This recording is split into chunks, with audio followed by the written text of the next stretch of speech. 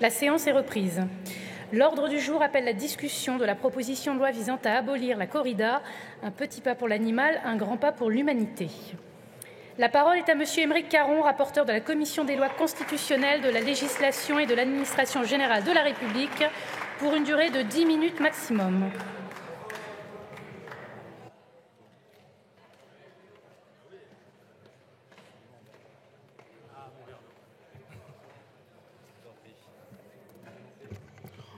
Je vois rien. Ah oui, je veux bien que vous montiez. Oui, oui, merci.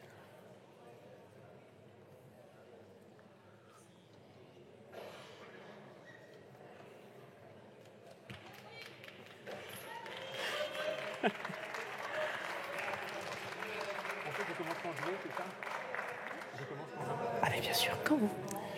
Chers collègues, la question que j'ai l'honneur de vous soumettre interroge le plus profond de nos consciences. Longtemps, nous avons maltraité les animaux sans le moindre remords. Et puis, au XIXe siècle, les premières lois de protection animale ont été adoptées en Angleterre et en France. Et puis, depuis ce moment, ces lois sont en permanence interrogées, réactualisées, améliorées en fonction de l'évolution de nos standards moraux et de nos connaissances. Désormais, dans notre pays, les sévices sur les animaux peuvent être punis de 5 ans de prison et de 75 000 € d'amende. Je crois que nous pouvons être fiers de ces dispositions qui actent que notre République ne tolère pas les violences inutiles sur les animaux. Ce principe est un fondement dont toutes les conséquences n'ont pas encore été tirées, mais il a le mérite d'exister et de servir de socle aux réflexions que nous menons sur nos relations avec les autres espèces. Et ce que je vous demande aujourd'hui, chers collègues, c'est simplement de réparer une injustice. Car malgré la volonté claire du législateur, il y a encore des endroits en France où l'on peut torturer et tuer un animal pour le plaisir. Et ce, en raison d'une exception accordée au prétexte d'une pratique traditionnelle, locale, ininterrompue. Vous voyez, c'est aberrant, mais la même cérémonie de maltraitance animale interdite à Paris, à Nantes, à Strasbourg est autorisée à Béziers ou à Nîmes. Comment tolérer encore aujourd'hui cette incohérence qui permet à des corridas de se tenir dans certaines villes françaises alors qu'elles sont interdites par la loi commune ? C'est précisément cette aberration législative que nous devons faire disparaître, car les sévices sur les animaux ne sont acceptables nulle part dans notre République une et indivisible. Ils ne sont acceptables nulle part dans un pays qui se veut phare en matière de droits humains et de respect du vivant. Alors certains prétendent que le taureau ne souffre pas dans l'arène. Ils expliquent que l'excitation liée à la lutte face aux toreros et les caractéristiques génétiques de l'animal le prémunissent de tout inconfort. J'ai même entendu de la part de certains aficionados que le taureau tirerait une certaine fierté de sa mise à mort chorégraphiée. Je doute sérieusement de ce dernier point. Par refus d'anthropomorphisme et par respect pour la science, je ne peux raisonnablement prêter au taureau des sentiments qui ne sont que des prétextes pour mieux l'asservir, l'humilier et le torturer en bonne conscience. Oui, j'emploie le mot « torture ». Ce n'est pas de la provocation. Croyez bien, chers collègues, mais je ne vois pas d'autre mot à utiliser. Pendant les 20 minutes que dure son calvaire, le taureau subit des coups de pique dont la pointe peut s'enfoncer jusqu'à 30 cm dans les chairs. Cette pique coupe, blesse, mutile les muscles, les tendons, les ligaments, les nerfs. Cette pique a pour objet, paraît-il, de montrer la bravoure du taureau. Elle sert surtout à l'affaiblir en s'attaquant aux ligaments du cou, ce qui empêchera l'animal ensuite de lever la tête pour se défendre. On plante ensuite dans son dos des banderilles, terminées par un harpon en acier de 6 cm, harpon qui va s'insérer dans les chairs et les travailler à chaque mouvement de l'animal afin de le faire souffrir et de l'affaiblir encore. Puis, une fois que le taureau est épuisé, perclus de douleur, vient le moment de la mise à mort, qui ne sera pas immédiate, car on achève l'animal à l'épée. Mais pour être fatal, ou presque, l'épée doit transpercer le corps à un endroit et sous un angle bien précis, sinon le coup ravage, mais laisse en vie. Le matador rate souvent son coup et doit s'y reprendre. Si le taureau met encore trop longtemps à tomber, si les coups charcutent sans tuer, on utilise une autre épée d'un autre format et on recommence l'opération. Pendant ce temps, le taureau suffoque dans son sang qu'il vomit. Lorsqu'il se couche enfin, le taureau n'est pas encore mort. On va donc l'achever avec un couteau planté derrière la tête par petits coups. Vous verrez des toreros frapper la tête du taureau à 4, 5 ou 6 reprises, s'acharner presque désespérément parce que l'animal ne veut pas ou n'arrive pas à mourir. Ensuite, on lui coupe les oreilles et la queue alors même qu'il n'est pas encore tout à fait mort, souvent. Est-ce qu'on peut vraiment appeler ça de l'art, comme le font certains ? Moi, je ne le crois pas. Les défenseurs de la corrida convoquent généralement Hemingway et Picasso comme argument d'autorité. Ah, ils aimaient la corrida, donc la corrida, c'est bien. Moi, je préfère citer Robert Badinter, qui disait il y a quelques semaines « La corrida est une des expressions de la culture du sang et de la mort. Ce ne sera jamais la mienne. »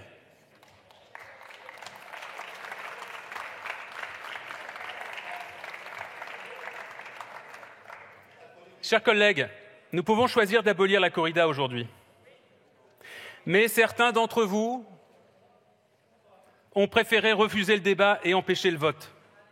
Plus de 800 amendements ont été déposés et il est pour le moment impossible de mener à bien un travail parlementaire constructif. Impossible d'arriver au vote final dans les délais impartis, c'est-à-dire minuit. Oui, c'est ainsi que vous voyez la démocratie. S'il vous plaît, chers collègues, seul monsieur le rapporteur a la parole. Poursuivez, oui, monsieur le rapporteur. Ça s'appelle de l'obstruction parlementaire, absolument. Absolument. C'est pourquoi je vous demande, chers collègues, parce que les Français attendent énormément de nous aujourd'hui, parce qu'ils nous observent, je vous demande de retirer tous les amendements d'obstruction pour laisser la possibilité au vote. Pour permettre une décision historique pour les droits des animaux, mais aussi pour l'expression de notre humanité. Je vous remercie.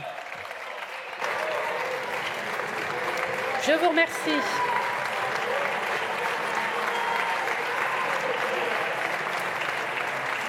La parole est à Madame Dominique Faure, secrétaire d'État chargée de la ruralité.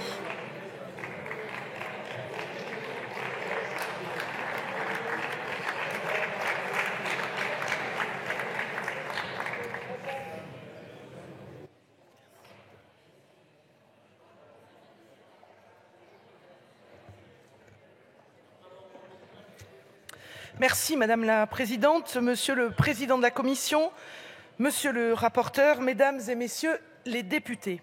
Aujourd'hui, nous sommes réunis autour d'une proposition de loi du député Caron dans le cadre de la niche parlementaire de la France Insoumise visant à abolir la corrida sur l'ensemble de notre territoire.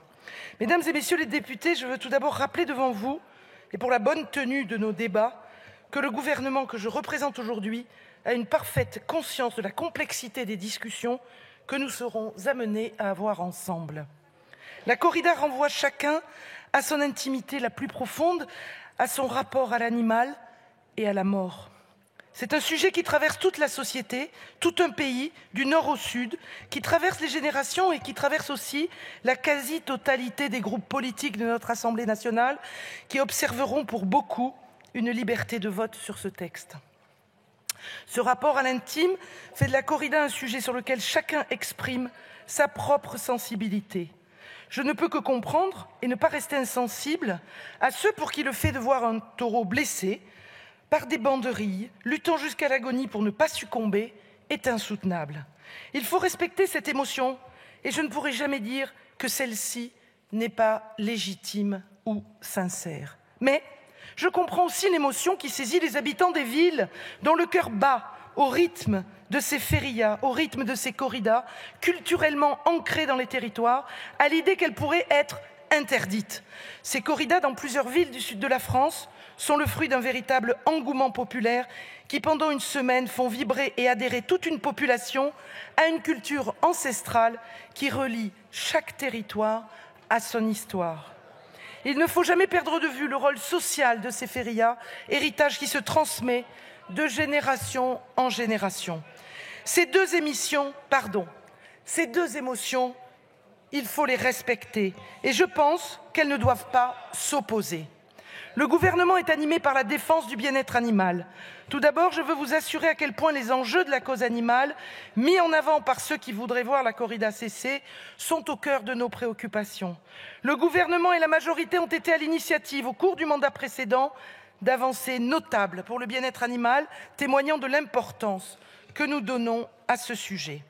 Nous sommes la majorité qui a le plus agi ces dernières années sur le bien-être animal, notamment en votant la loi du 30 novembre 2021, certains d'entre vous doivent s'en souvenir, visant à lutter contre la maltraitance animale et à renforcer le lien entre les animaux et les hommes, suite à la proposition de l'ex-député de la majorité, Loïc Dombreval. À travers ce texte, nous avons renforcé l'ensemble des sanctions en cas de maltraitance animale et nous en sommes fiers. Nous avons interdit, à partir de 2026, les spectacles d'orques et de dauphins et d'ici 2028, la détention et le spectacle d'animaux sauvages dans les cirques itinérants. L'action du gouvernement ne s'est pas limitée à cette loi. Par un décret du 6 février 2022, il s'est engagé à mettre un terme au broyage des poussins mâles dans la filière des poules pondeuses. On parlait alors de 50 millions de poussins broyés chaque année. Voici des exemples concrets de nos actions pour soutenir la cause animale. Vous le voyez, le gouvernement et notre majorité n'ont pas attendu Monsieur le député Caron pour être responsables et acteurs du bien-être animal. Aujourd'hui, je suis fière de porter la parole d'un gouvernement et d'une majorité qui, sur le sujet du bien-être animal, ont agi en responsabilité et sont même allés plus loin que certains de nos voisins. Nous continuerons à agir dans ce sens. Mais, de notre côté, comme l'a précisé la Cour d'appel de Toulouse, il ne saurait être contesté que dans le midi de la France, entre le pays d'Arles et le Pays basque, entre Garrigues et Méditerranée, entre Pyrénées et Garonne, en Provence, Languedoc, Catalogne, Gascogne, Landes et Pays basque, il existe une très forte tradition taurine qui se manifeste par l'organisation de corridas de manière régulière. En effet, cette pratique est à ce jour autorisée dans une 50aine de communes de notre pays par dérogation à l'article 521-1 du Code pénal au nom d'une tradition locale ininterrompue. Elle est par exemple documentée depuis 1289 à Bayonne. Cela signifie, mesdames et messieurs les députés, que nous discutons aujourd'hui d'une pratique qui est d'ores et déjà interdite dans plus de 35 000 communes qui n'ont pas de passé intime avec la corrida et l'on ne peut que s'en réjouir. Pourquoi je suis attachée à ne pas abolir la corrida aujourd'hui ? Si on trouve à première vue la corrida barbare, j'aimerais face à vous aussi défendre ce qu'elle apporte à nos territoires, que ce soit pour en garantir la diversité, pour y incarner une preuve de liberté et pour alimenter en leur sein une filière économique majeure. Tout d'abord, devant vous, au-delà de la corrida, je voudrais défendre la diversité de nos territoires et la pluralité de notre société. Diversité à laquelle, vous le savez, je suis particulièrement attachée. La corrida est une tradition ancestrale dans notre pays qui participe à l'identité de certains territoires. Des enfants qui, dès l'école primaire, visitent les ganaderias dans les Landes, des défilés de Gardion à Arles, en passant par la valorisation du patrimoine aux arènes de Nîmes. Sans la tauromachie, ces territoires perdraient leur singularité. Voulons-nous condamner des villes comme Dax, Mont-de-Marsan ou encore Vic-Fezensac à disparaître de notre imaginaire collectif? Je ne suis pas ici juge pour décider ou non du caractère désuet ou anachronique de la corrida. Par contre, je peux témoigner de la place que cette tradition occupe dans nos territoires. Alors bien sûr, me direz-vous, les férias survivront certainement à la suppression des corridas, mais ce que je tenais à illustrer ici, c'est la place que la corrida occupe dans certains de nos territoires, et j'en suis certaine, pas plus que M. Caron ne souhaite stigmatiser toute la moitié sud de notre pays. Je ne souhaite surtout pas stigmatiser un député parisien qui, éloigné de toute considération politicienne, ne serait animé que par des convictions profondes sur le bien-être animal. Je voudrais ensuite défendre la liberté de chacun d'assister ou non à une corrida, la liberté.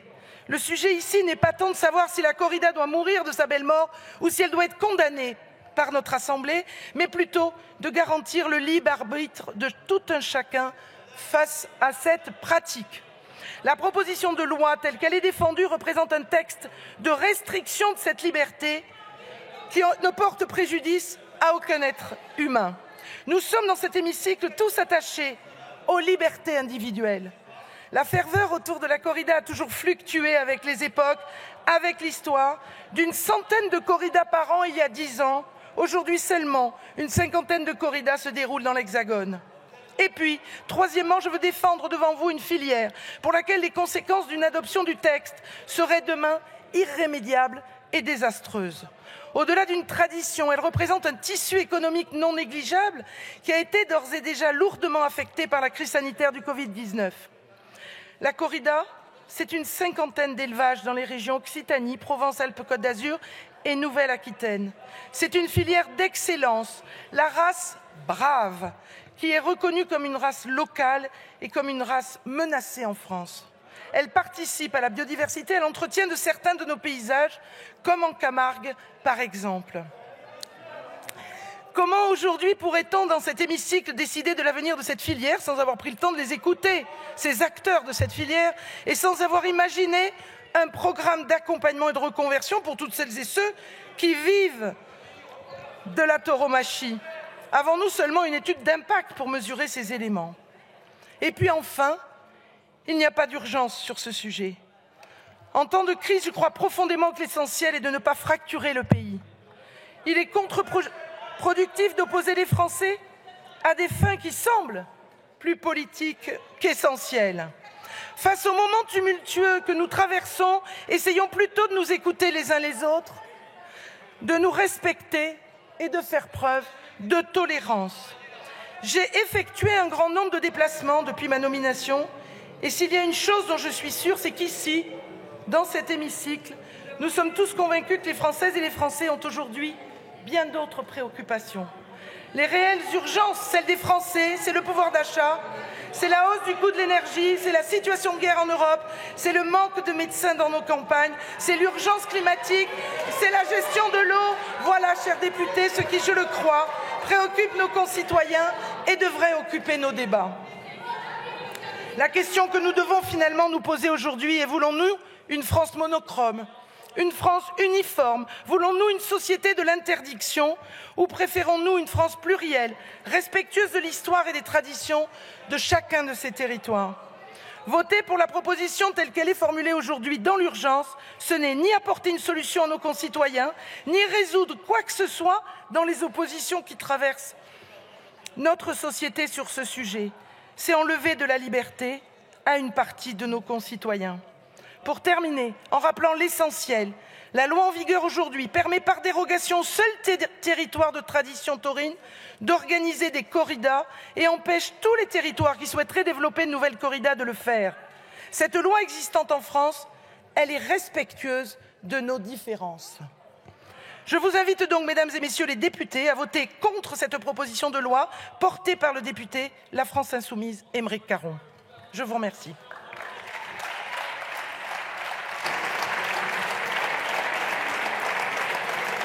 Merci, Madame la Ministre.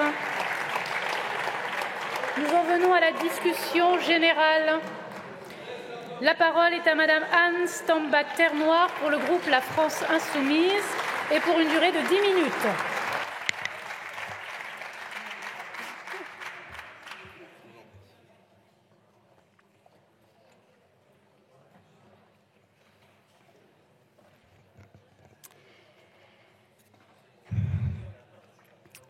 Madame la Présidente, Madame la Ministre, Monsieur le rapporteur, chers collègues, je voudrais vous dire d'abord mon émotion à prendre la parole devant vous en ce moment historique pour défendre l'abolition de la corrida. Samedi dernier, lors d'une manifestation en soutien à cette proposition de loi, j'ai entendu le témoignage d'une petite fille. Elle disait son incompréhension devant ce spectacle de douleur sans nom qu'est la corrida. Elle formait le vœu que les adultes écoutent parfois plus le bon sens des enfants. Et je ne vous cache pas qu'elle m'a rappelé une autre petite fille, qui ne comprenait pas non plus que son pays permette tant d'inhumanité dans les arènes, tant de violence sur un animal. Cette petite fille ne se doutait pas qu'elle aurait un jour la chance de monter à la tribune de l'Assemblée nationale pour essayer de convaincre ses collègues députés de mettre enfin un terme à cette aberration. Car ce jour est arrivé. Enfin, la question de l'abolition de la corrida est portée dans l'hémicycle. Enfin, nous avons l'occasion, ensemble, de réparer ce qui n'est rien d'autre qu'une erreur tragique de notre droit. En 1853, l'empereur Napoléon III, pour les beaux yeux de son épouse Eugénie, importer la corrida d'Espagne sur le sol français. Cela au mépris de la loi de notre pays. Car oui, la première loi de protection des animaux en France avait été promulguée 3 ans plus tôt. C'était la loi Grammont, du nom de ce général ému des mauvais traitements faits aux chevaux dans les rues de Paris. Cette loi interdisait tout acte de cruauté envers un animal domestique en public. La corrida a donc toujours été illégale dès ses tout débuts. Mais on l'a laissée prospérer pour complaire à la couronne impériale, à tel point qu'au lieu de sévir, de faire appliquer la loi, comme la raison le commandait, on a fini, 100 ans plus tard, par, à l'inverse, adapter la loi au crime en accordant une dérogation pour la corrida. Et aujourd'hui encore, il est donc possible de torturer un animal en France dès lors qu'il s'agit d'un taureau dans les arènes de quelques villes du sud de la France. On ne parle pas de petites souffrances ici. Pendant la corrida, le taureau est transpercé de part en part. D'abord par la pique du picador, puis par les banderilles, qui portent un joli nom ensoleillé mais sont en fait des harpons qui s'agrippent dans la chair. Puis viennent les épées et le couteau, enfin, pour le coup de grâce. Enfin, je devrais plutôt dire les coups de grâce, puisque bien souvent, il faut s'y reprendre à plusieurs fois.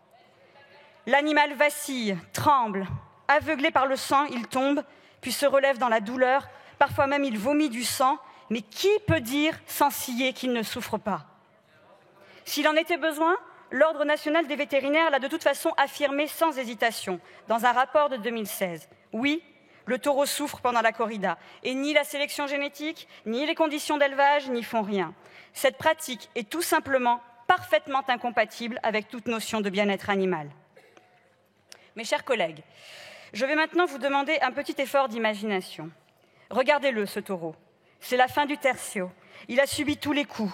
Il gît sur le sable, espérant le couteau final pour que ses souffrances cessent.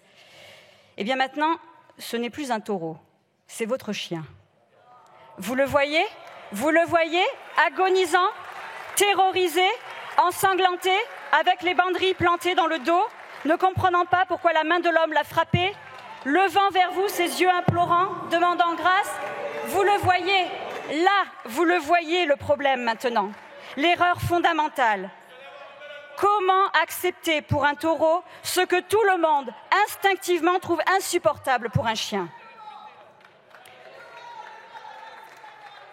Collègues de Renaissance, l'an dernier... S'il vous plaît, chers collègues, on ne s'interpelle pas, seule l'oratrice a la parole. S'il vous plaît, je vous remercie. Collègues de Renaissance, l'an dernier, presque à la même date, vous votiez fièrement une loi visant, je cite, à lutter contre la maltraitance animale et conforter le lien entre les animaux et les hommes. Conforter le lien entre les animaux et les hommes, c'est bien de cela qu'il s'agit aujourd'hui. C'est de notre lien aux animaux, aux vivants que nous parlons. Je cite ici l'explorateur et naturaliste Théodore Monod. La corrida est le symbole cruel de l'asservissement de la nature par l'homme. Tout est dit. Nulle notion de subsistance ou de nécessité d'aucune sorte pendant la corrida. Le taureau est traité en objet dont on peut disposer. Il souffre et meurt pour notre bon plaisir, pour notre divertissement. Quelle meilleure allégorie d'une domination totale. Mais aujourd'hui, nous le savons, il faut en finir avec ce comportement dominateur et destructeur. Nous appartenons tous au même monde du vivant. Nous partageons avec les animaux le seul écosystème qui nous soit vivable. Nos destins sont liés. Et en réalité, nous avons déjà tranché cette question. Notre code pénal est formel. Il est interdit de faire souffrir un animal volontairement, plus encore de le tuer. Par conséquent, si vous vous amusez à torturer et tuer un taureau en place publique, à Brest par exemple, ou bien si vous plantez un coup d'épée entre les omoplates de votre lapin nain n'importe où en France, vous serez coupable d'un délit et passible de 5 ans d'emprisonnement et de 75 000 € d'amende. Ce ne sont pas de petites peines. Mais le même comportement au dépens d'un taureau, au sein d'une arène dans le sud de la France, ce serait sans conséquence ? Pour paraphraser une célèbre chanson, est-ce que ce monde est sérieux ? On ne peut plus se draper dans l'idée de tradition pour défendre cela. Les traditions ne sont pas immuables, elles évoluent avec les sociétés et c'est heureux. Il fut un temps où les Français aimaient à assister aux exécutions publiques. C'était un divertissement familial prisé. Je ne pense pas que quiconque ici pleure ce temps-là. Nous ne sommes plus au XIXe siècle. Aujourd'hui, nous reconnaissons tous les animaux comme des êtres sensibles et capables de ressentir la douleur. C'est même écrit noir sur blanc dans notre code rural, à l'article L214, dans notre code civil, à l'article 515-14. Les animaux sont des êtres sensibles et doivent être traités comme tels. Prenons exemple sur la Catalogne, qui fut une place forte mondiale de la tauromachie et qui pourtant a mis fin à la corrida il y a 10 ans déjà. Nous pouvons défendre nos traditions, mais pas la violence. Pas la violence, pas en 2022, ce n'est plus possible. Enfin, chers collègues du Sud, dont je suis, soyez raisonnables. Vous le savez, aujourd'hui, la feria n'est absolument plus synonyme de corrida. Mettre fin à la violence dans les arènes ne signera pas la fin de la fête. Nous continuerons à danser au son des bandas, à chanter Paquito de Chocolatero ou les fêtes de Moléon, à tue-tête. Les jeux, les festivités, les tournois en tout genre continueront de nous égayer. Et la joie, la sangria et la convivialité seront toujours de la partie. Mais, comme finalement pour l'immense majorité des Français qui viennent aux férias aujourd'hui pour la fête en elle-même, sans jamais mettre un pied dans l'arène, il ne sera simplement plus question de nous amuser autour d'une tombe. Alors aujourd'hui, ensemble, nous pouvons aller résolument dans le sens de l'histoire. Toutefois, certains de nos collègues s'y refusent. Au total, plus de 800 amendements ont été déposés sur cette proposition de loi avec un article unique. 373 amendements pour les députés du Rassemblement national, qui pourtant se font passer pour des défenseurs des animaux. 117 pour certains députés Renaissance, sans compter l'aide de quelques non-inscrits. Ces kyrielles d'amendements ridicules que certains ont déposés par paquet de 100 sur ce texte sont une insulte à l'attente exprimée par la société. Est-ce que vraiment on grandit le débat en proposant ironiquement de former les toreros au bien-être animal ou en s'interrogeant sur la température extérieure idéale pour torturer un taureau? La France se souviendra de votre attitude puérile et criminelle. L'organisation des débats se fait avec vous ici, mais rappelons-nous que le pays est avec nous. La population est majoritairement opposée à la corrida, et ce, même dans les terres dites taurines. On y aime les courses de vachettes, bon enfant, oui, beaucoup moins les corridas avec mise à mort. Selon un sondage IFOP de février dernier, 87% de nos concitoyens souhaitent la fin de cette dérogation au code pénal qu'est la corrida. À ce niveau-là, c'est une exigence démocratique qui nous est faite et que quelques-uns piétinent aujourd'hui. Or, nous sommes les élus du peuple, les représentants de la nation, nous nous devons de les entendre. Nous devons affirmer que nul animal ne peut plus subir d'actes de cruauté dans notre pays, sans exception. Alors, qu'on se le dise, ce que vous faites aujourd'hui, par un simple mécanisme mesquin d'obstruction parlementaire, c'est perpétuer des actes de torture sur des animaux, rien d'autre. Je conclus avec ces mots de Marguerite Yourcenar. L'homme a peu de chance de cesser d'être un tortionnaire pour l'homme tant qu'il continuera à apprendre sur la bête son métier de bourreau. Je vous remercie.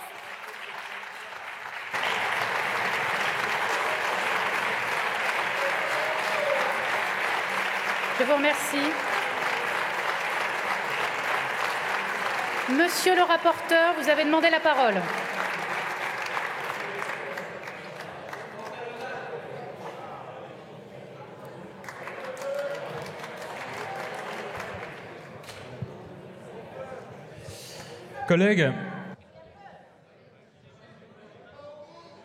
Collègues, j'ai beaucoup entendu parler de courage depuis 3 mois.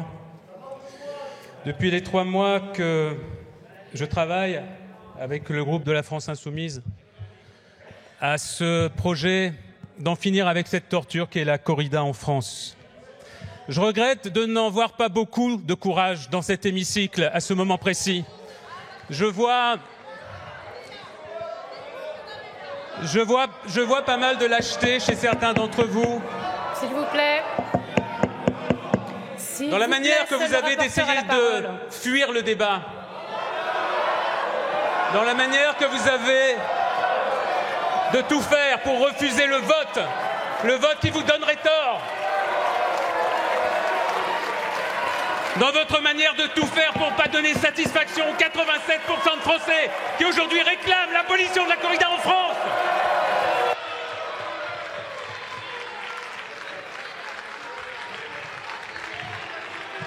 Je vous ai demandé tout à l'heure si vous pouviez être à la hauteur de votre mandat en permettant la tenue d'un débat digne sur ce sujet, en retirant tous les amendements d'obstruction. Au moment où je vous parle, aucun d'entre eux n'a été retiré. Il reste plus de 480 amendements à étudier. Avec un rythme de 20 amendements à l'heure, ça représente 24 heures de débat. Bien sûr, vous l'avez fait pour la qualité des échanges, j'en suis sûr. Monsieur le rapporteur, Monsieur le rapporteur, s'il vous plaît, je demande quelques instants, s'il vous plaît. Chers collègues, merci de bien vouloir écouter le rapporteur jusqu'au bout. Monsieur le rapporteur, si vous pouviez aller au fait de votre intervention.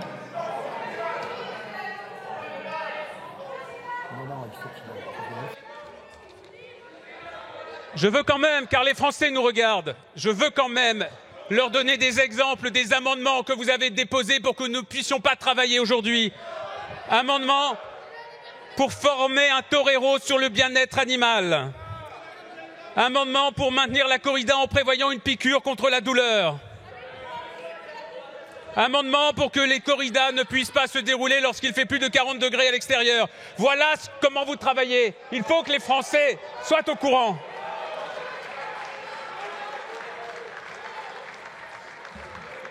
À cet instant, je pense à tous les Français qui attendaient tellement de cette journée.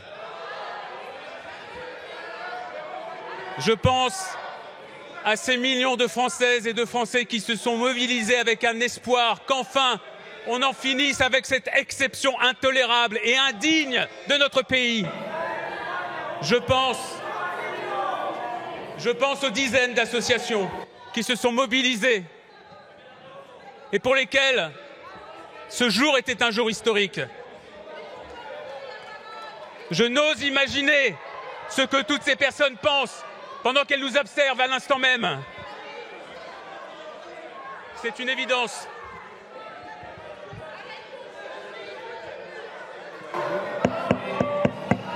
L'insulte, s'il vous plaît, chers collègues, on ne s'entend pas. Quelle belle vision vous donnez de cette assemblée. Chers collègues, s'il vous plaît. Quelle honte.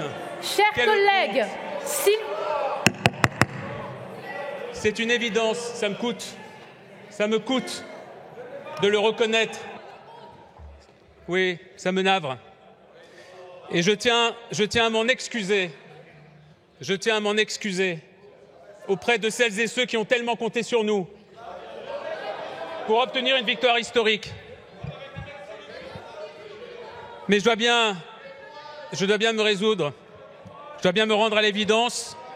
Nous ne pourrons pas abolir la corrida en France aujourd'hui. Applaudissez, soyez fiers de vous. Je tiens à rassurer celles et ceux qui nous écoutent. Ce qui vient de se passer aujourd'hui, ce qui vient de se passer aujourd'hui n'est pas une fin. Si, on est un peu à la télé, madame. Sachez qu'on nous regarde. Sachez que les Français peuvent voir ce qui se passe dans cet hémicycle. Et je les invite à regarder ce qui se passe ici.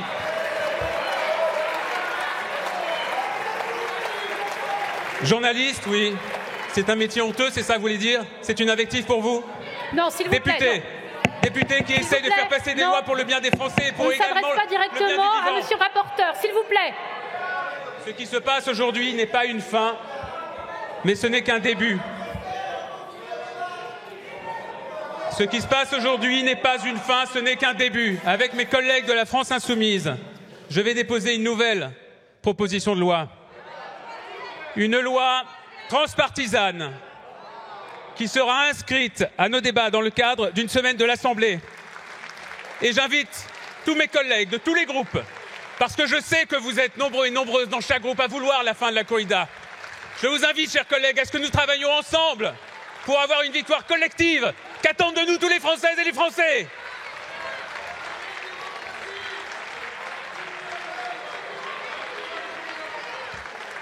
La corrida sera bientôt abolie dans ce pays, je le promets. Nous le promettons.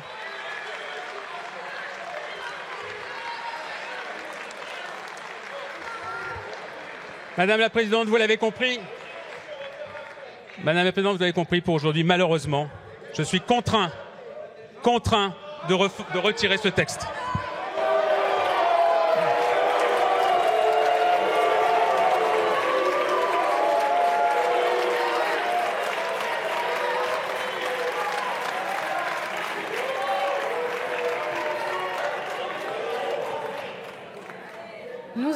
Nous allons retrouver un peu de calme, chers collègues, à la suite de la déclaration du rapporteur. Il a donc pris acte du retrait de la proposition de loi par son auteur en application... S'il vous plaît, je vais aller au bout et je donnerai ensuite la parole à Monsieur Houllier qui l'a demandé, puis à Madame Ménard pour un rappel au règlement. Mais je vous prierai de bien vouloir écouter la suite. Il est pris acte du retrait de la proposition de loi par son auteur en application de l'article 84 alinéa 2 du règlement et en conséquence, il n'y a pas lieu de poursuivre la discussion sur ce texte. Monsieur le Président Houllier, vous vouliez vous exprimer. Merci Madame la Présidente. Monsieur le rapporteur, vous aviez pris une décision courageuse lorsque vous aviez inscrit un texte qui divise, un texte qui interroge et un texte qui met chacun devant des responsabilités. Soit de choisir d'abolir la corrida au prétexte du bien-être animal, soit de le refuser au motif qu'on souhaiterait protéger des traditions. Ce texte, il a été examiné en commission des lois. D'ailleurs, un administrateur vous a été dédié pour réaliser ce travail. Les services de la commission des lois ont fait un travail important sur ce sujet. Les collègues, quelle que soit leur opinion, toutes respectables, toutes, ont travaillé, produit des amendements, parfois, je le dis avec une grande transparence, parfois dilatoires et parfois des amendements d'obstruction. Il n'empêche que ces amendements d'obstruction, vous vous y livrez aussi, pour ce qui concerne votre groupe, assez régulièrement. Il faut le reconnaître.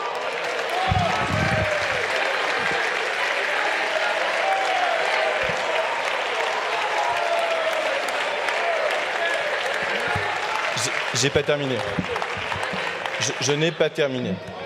Maintenant que vous avez posé un débat, vous avez eu le loisir de vous exprimer, d'exposer vos motifs. Le gouvernement...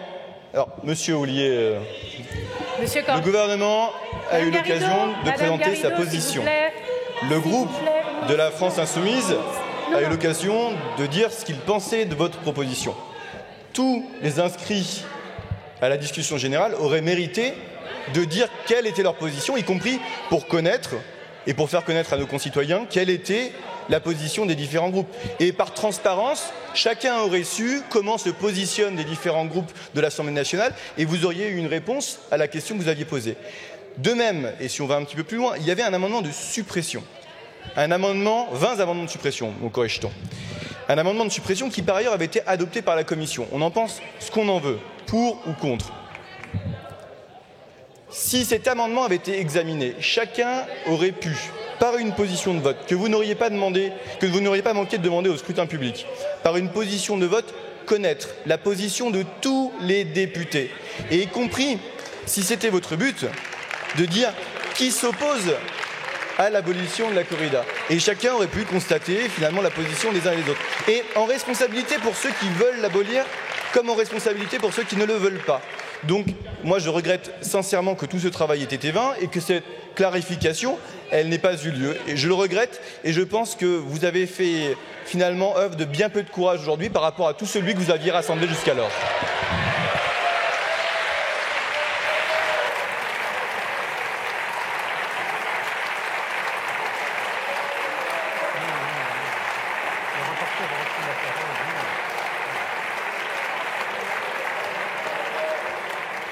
Madame Ménard, pour un rappel au règlement. Sur quel fondement? Merci Madame la Présidente. Sur la base de l'article 70 alinéa 3, Monsieur Caron a traité les députés qui défendent la corrida de lâches et de manquer de courage.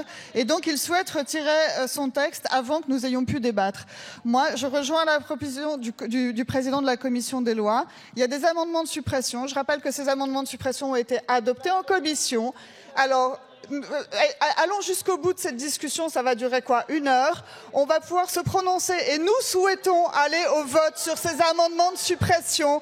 Nous souhaitons aller au vote sur ces amendements de suppression. On veut voter pour affirmer clairement notre position.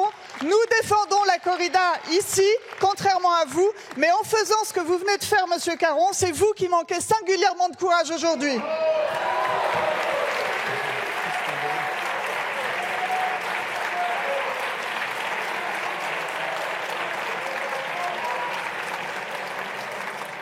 Madame Blin, pour une demande de rappel au règlement. Merci Madame la Présidente. Sur la même base que notre collègue, pour la bonne tenue des débats. Monsieur le rapporteur, en vérité, vous fuyez le débat. Vous avez peur du débat.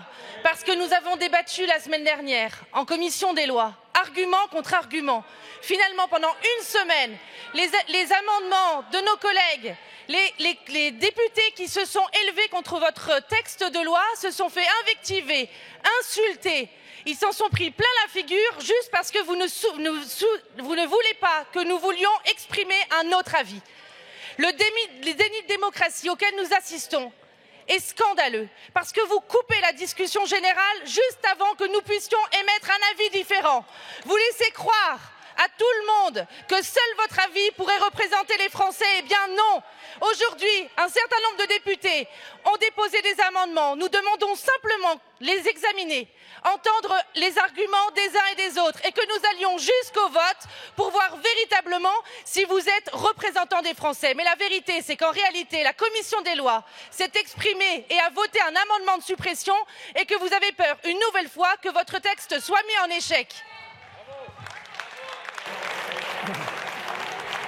Mes chers collègues, je ferai droit aux demandes de rappel au règlement, une par groupe. Je vous rappelle que le texte a été retiré, cela est acté. Il ne sert à rien de demander le retour de la discussion des amendements. La parole est à Monsieur Corbière. Pour sur la demande de rappel au règlement, sur quel fondement? L'article 100.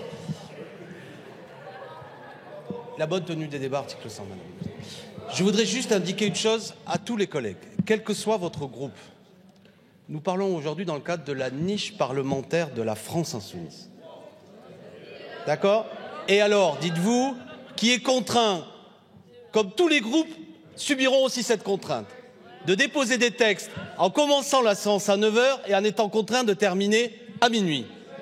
Collègues, je le dis, regardez, y compris pour le propre travail parlementaire que vous voulez faire, que vous subirez cette contrainte.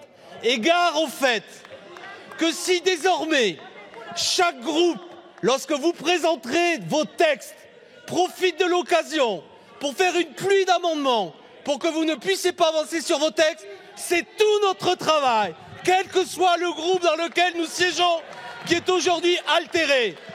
Je dis donc que la défense du parlementarisme, la défense des droits des parlementaires, la défense de cette limitation, de cette journée limitée auquel nous avons tous droit, doit être respectée par tous.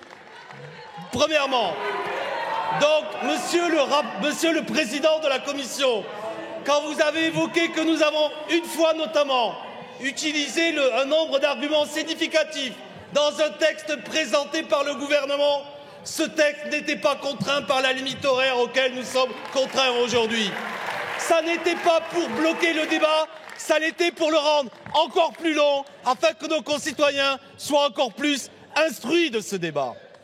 À partir de là, en défense de mon ami le rapporteur Aymeric Caron, je voudrais d'abord, au nom de notre groupe, parce que je connais ses convictions forgées, le saluer et répéter ce qu'il a dit à ceux qui l'ont interpellé en lui disant qu'il s'était défilé. Ce qu'il vient de vous dire, c'est que le débat va continuer, c'est que le débat va être enrichi du fait que dans tous les groupes, là où il y a des partisans de l'abolition de la corrida, nous allons déposer un texte transpartisan. La parole est à Monsieur Milienne pour une demande de rappel au règlement. Sur quel fondement? Merci Madame la Présidente. Rappel au règlement sur le même fondement. Monsieur Caron, je vous demande de m'écouter. Notre groupe n'a pas fait d'embolie parlementaire, donc je pense que nous sommes à même de parler sincèrement sur ce qui vient de se passer. Je vous ai rencontré il y a 3 semaines de ça, À côté, à la buvette, vous m'avez demandé si je voterais votre texte. Et je me souviens très bien de ce que je vous ai répondu. Je vous ai dit que mon opinion n'était pas faite. Parce qu'entre la culture et la cruauté, c'est vrai que sur le moment, j'ai du mal et que j'avais besoin d'être instruit sur la chose. Donc je regrette profondément, Monsieur Caron, je vous le dis du plus profond de mon cœur, je regrette profondément que nous n'ayons pas ce débat. Je suis désolé. Non, Monsieur Caron, je suis désolé. Vous auriez pu aller au bout, laisser l'Assemblée débattre, peut-être perdre et remettre après votre ouvrage sur la table, mais au moins on aurait eu le débat. Là, je suis frustré que nous ne l'ayons pas. C'est tout ce que je voulais dire. Je vous remercie. La parole est à Madame Pétel pour un rappel au règlement. Sur le fondement de l'article 70, Madame la Présidente, je vais abonder sur ce que disent mes collègues. Je vais abonder parce que j'allais voter cette PPL. J'allais la voter parce que j'allais la voter. Monsieur Corbière. S'il vous plaît, chers collègues. Seule Madame Pétel a la parole. Monsieur Corbière, vous venez de vous exprimer, s'il vous plaît. Merci de bien vouloir écouter Madame Pétel. Il faut aussi un peu de courage pour voter une PPL sur l'abolition de la corrida contre l'avis majoritaire de son propre groupe. Vous m'avez ôté cette possibilité de débattre. Vous me l'avez ôté. Monsieur Caron a découvert, Monsieur le rapporteur a découvert qu'il pouvait y avoir des amendements d'obstruction. C'est à peu près ce que fait la France insoumise depuis le début de cette mandature. Des amendements d'obstruction. Aujourd'hui, nous avions la possibilité d'avoir un vrai débat démocratique et peut-être de construire ce que nous devons faire dans cet hémicycle, c'est-à-dire un compromis, des rapprochements, pouvoir confronter des idées, confronter des points de vue. Monsieur Caron, ce qui se passe aujourd'hui est exactement l'attitude que vous avez eue en commission des lois. Une telle condescendance vis-à-vis de vos contradicteurs que même les indécis ne se sont pas rangés dans votre camp. C'est ça que vous avez réussi à faire. Unir les gens contre vous. Quand on doit écrire la loi, quand on doit fabriquer la loi, on doit fabriquer du compromis. Et ça, vous n'avez pas su le faire. Je le regrette. Je regrette aussi aujourd'hui que vous ayez choisi d'arrêter la DG, la discussion générale, après une prise de parole de la NUPES. Comme par hasard. Moi, je suis désolée. Je ne suis pas députée pour utiliser cet hémicycle comme un plateau de télévision. Merci, mais pour l'utiliser comme pour ce qu'il est, c'est-à-dire la fabrique de la loi. Monsieur Delépinot, pour une demande de rappel au règlement. Sur quel fondement? Madame la Chers Présidente, collègues, s'il vous plaît. sur le fondement de l'article 70, cinquièmement, car nous considérons, groupe Rassemblement national, que M. Caron nous a outragés. Il nous a outragés puisqu'en fait, il a remis en cause l'essence même du travail parlementaire, en stigmatisant le nombre d'amendements. Alors, puisqu'on nous prive du débat de fond, je tiens quand même à rappeler que la corrida concerne des écosystèmes régionaux importants, donc il y avait des choses à dire, ça c'est la première chose. Et deuxième chose, l'outrage ne peut dissimuler votre débandade. Et votre débandade est d'autant plus désagréable que je tiens à rappeler que les uns et les autres dans cet hémicycle, nous avons subi un véritable harcèlement dans nos boîtes mail, car nous avons été assommés, je dis bien assommés, de dizaines et de dizaines de mails appelant à voter votre proposition de loi depuis au moins un mois. Autre observation, vous avez décidé de retirer votre proposition après nous avoir tenu un discours à la tribune, alors que par ailleurs, dans votre niche parlementaire, vous aviez un texte intéressant qui aurait pu concerner le pouvoir d'achat des Français. Donc une fois de plus, par dogmatisme, vous avez préféré faire de l'esbrouf. Et sur le premier texte de votre niche, d'ailleurs, je tiens à remarquer que votre texte a été dévitalisé au profit d'un amendement. Donc, une fois de plus, c'est une victoire à la Pyrrhus que vous avez remportée. Toujours est-il que la niche parlementaire et les filles n'a été en fait qu'un cirque, qu'une vaste blague. Et il est regrettable que des sujets qui auraient pu être intéressants, et nous espérons pouvoir aborder peut-être un jour la réintégration des soignants, puissent être évoqués dans cet hémicycle. Je vous remercie. Le texte est donc retiré. Et avant de passer à l'examen de la proposition de loi suivante, mes chers collègues, je vous propose une suspension de 5 minutes.